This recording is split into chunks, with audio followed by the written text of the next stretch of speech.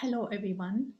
I have chosen to speak about my teacher, Dharma Master Hsin Tao, the founder and abbot of the Wusheng Monastery on Lingzhou Mountain in Taiwan, and also the founder of the Museum of World Religions as an interfaith hero.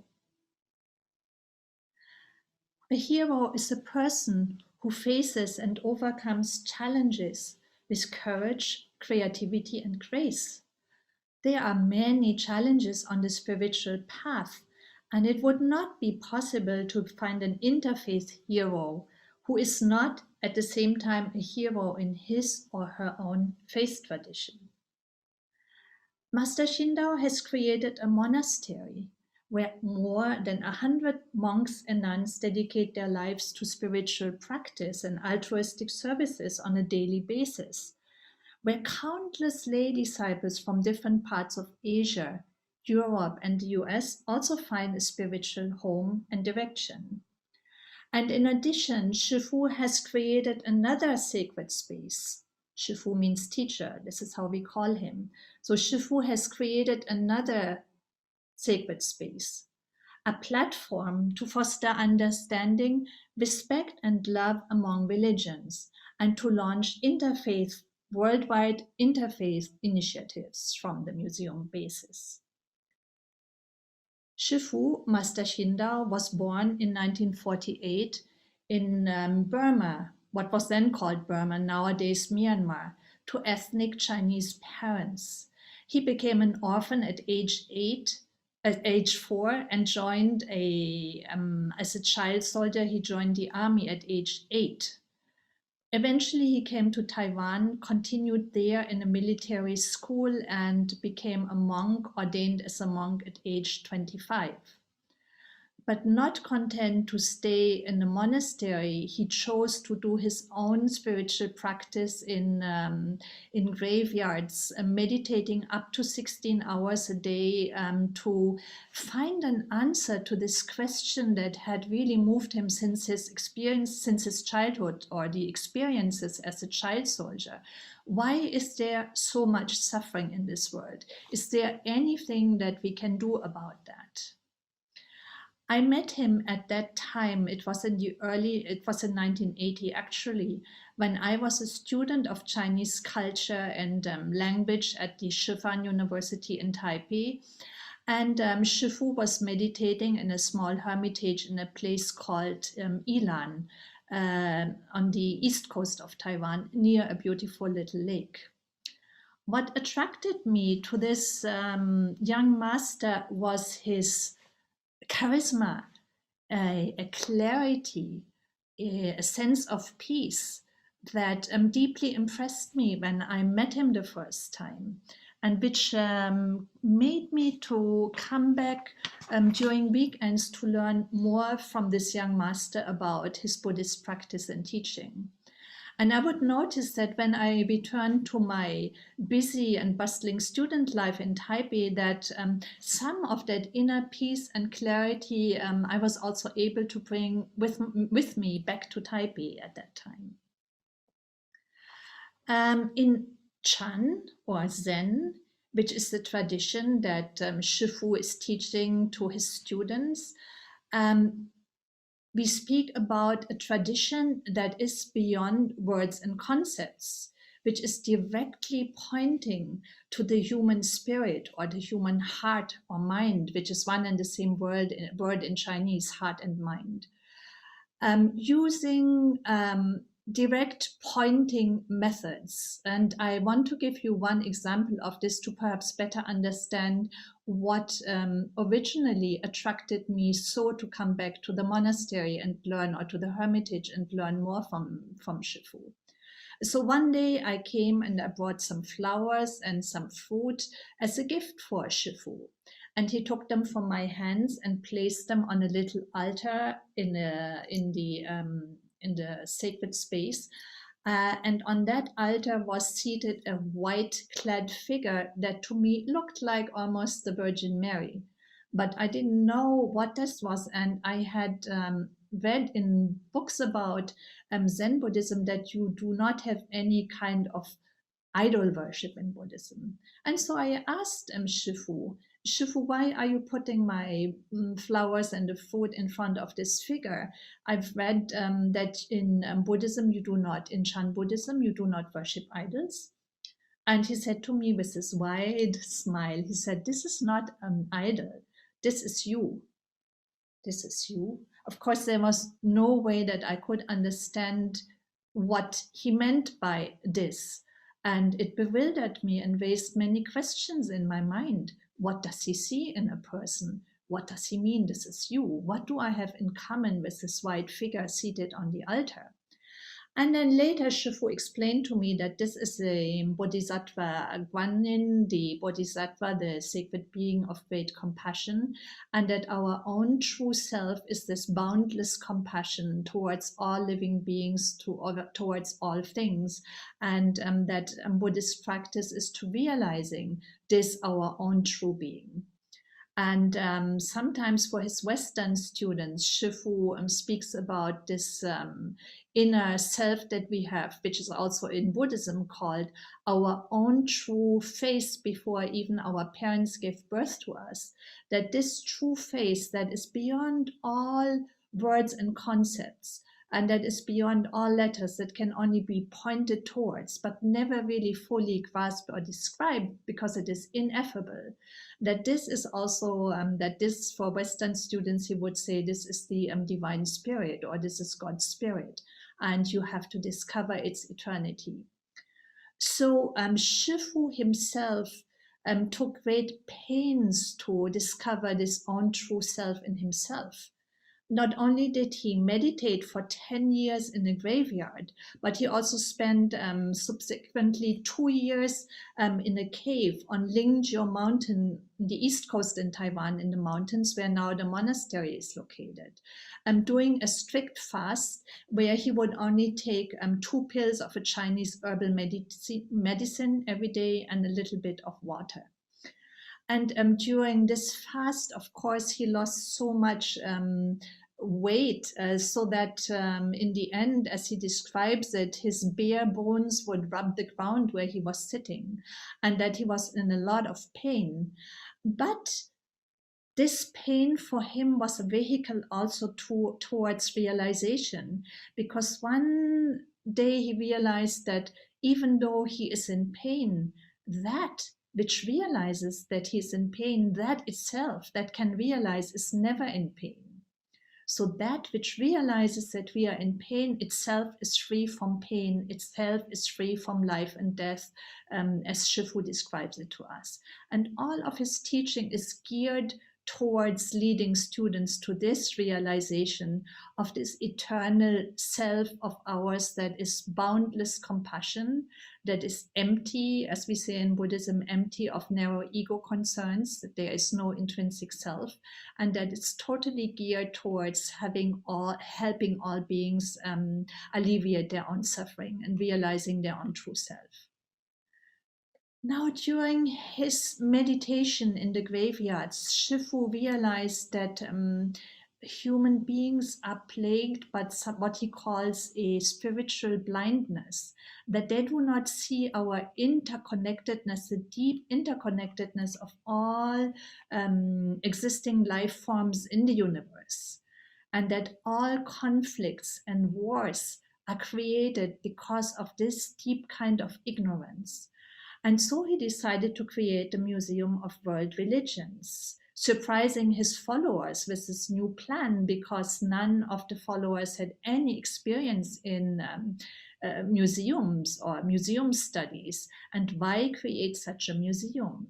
Well, Shifu explained to them that he wanted to create a platform where all the religions can come together, learn from each other in mutual respect, in mutual understanding and love.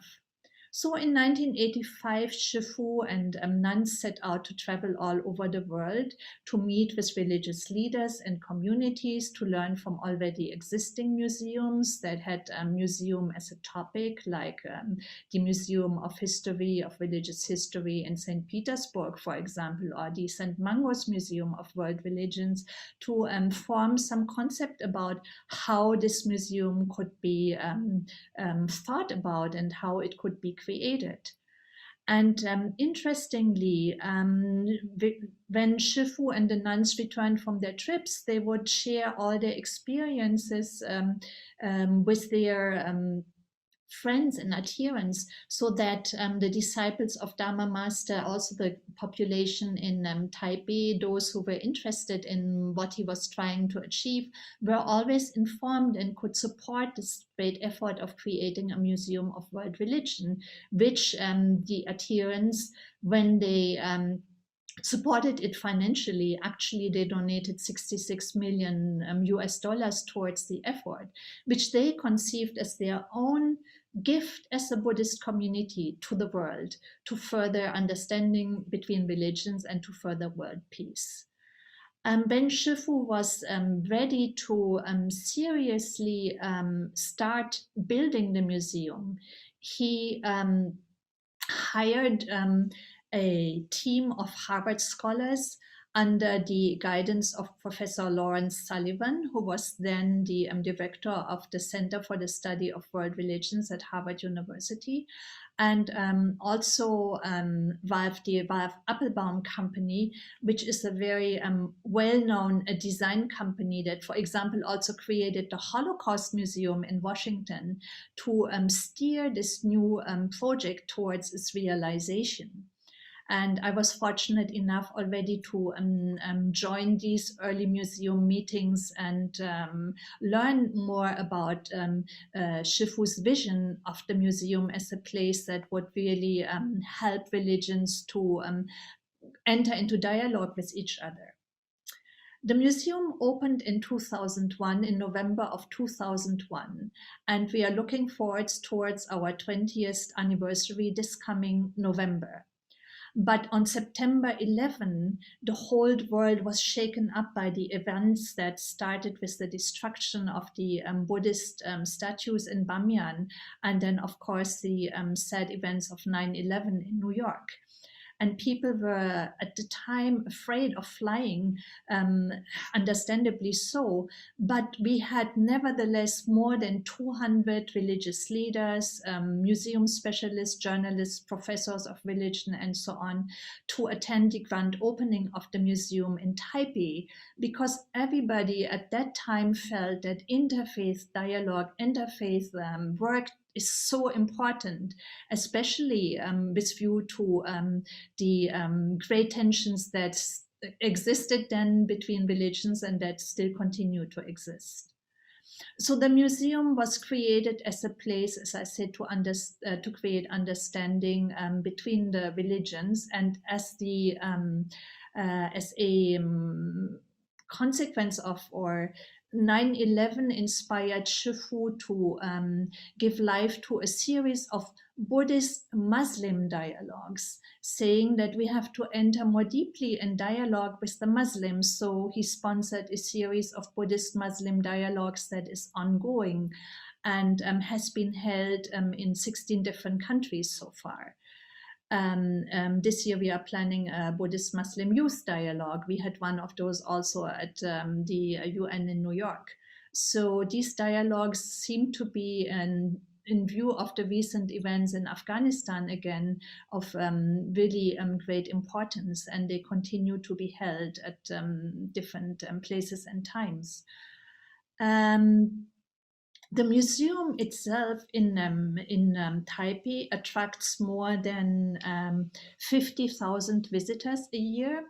And there are also 2,000 students a year that go through the life education classes, which means that students learn about life and religious values, or the value of their own life in the view of religious teachings.